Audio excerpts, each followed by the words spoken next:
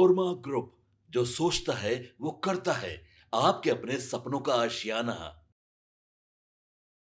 नमस्कार, मैं दीपक। भारत लाइव देख रहे हैं आप। बिहार की राजनीति में इस वक्त एक ऐसा भूचाल आया कि जिसने न सिर्फ पटना बल्कि दिल्ली की गलियारों को भी हिला कर रख दिया है।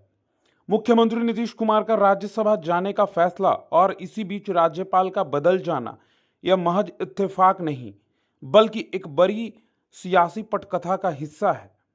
आपको बता दें कि बिहार की सियासत में वो हो गया जिसकी कल्पना शायद ही किसी ने नहीं की थी।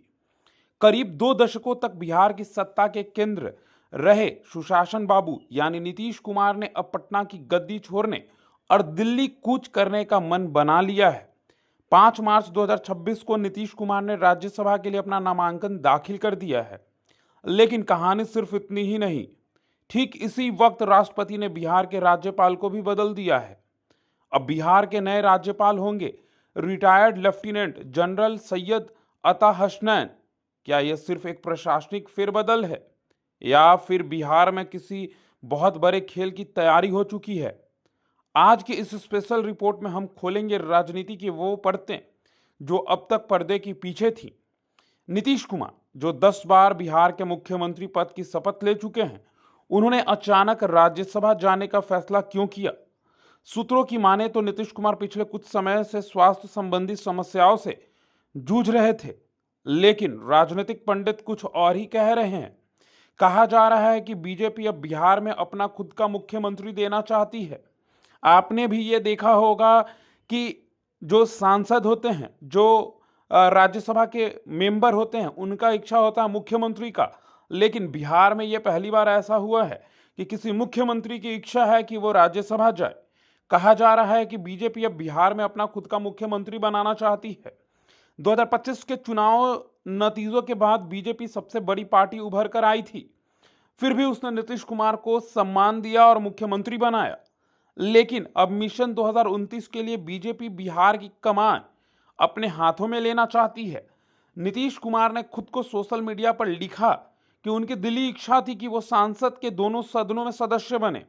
लोकसभा वो पहले रह चुके हैं और अब राज्यसभा जाकर अपना सपना पूरा कर रहे हैं। लेकिन क्या उनकी सम्मानजनक विदाई है?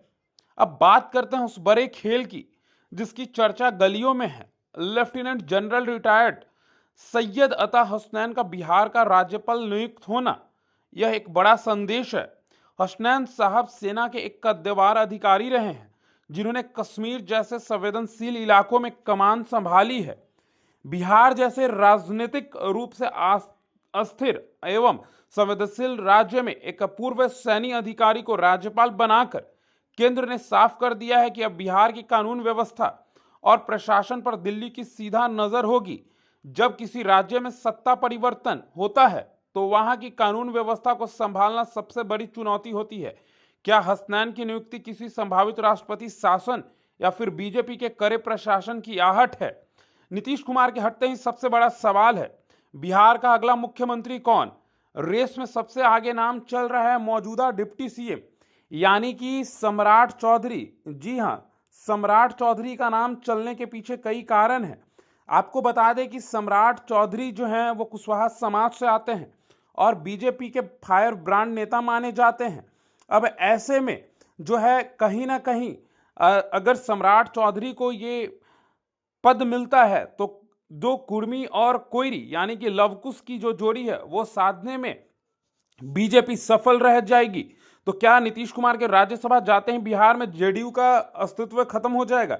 यह आपके मन में भी चल रहा होगा, लेकिन यह इतना आसान नहीं होगा। नीतीश कुमार को बिहार की राजनीति का चाणक्य कहा जाता है। अब ऐसे में जब नीतीश कुमार दिल्ली जाएंगे तो बिहार में उनके बेटे का क्या रोल होगा, सब कुछ देखना दिलचस्प होगा। फिलहाल इस खबर में इतना ही। बने रहिए भारत लाइव के साथ। धन्यवाद। आपके सपनों को हमने सजाया है, ई होम्स पैनोरामा को हमने बनाया है। ई होम्स मेरा एक सपना था जिस पे मैं पिछले 4 साल से काम कर रहा था। हमने जो बनाया है वो सबने है माना।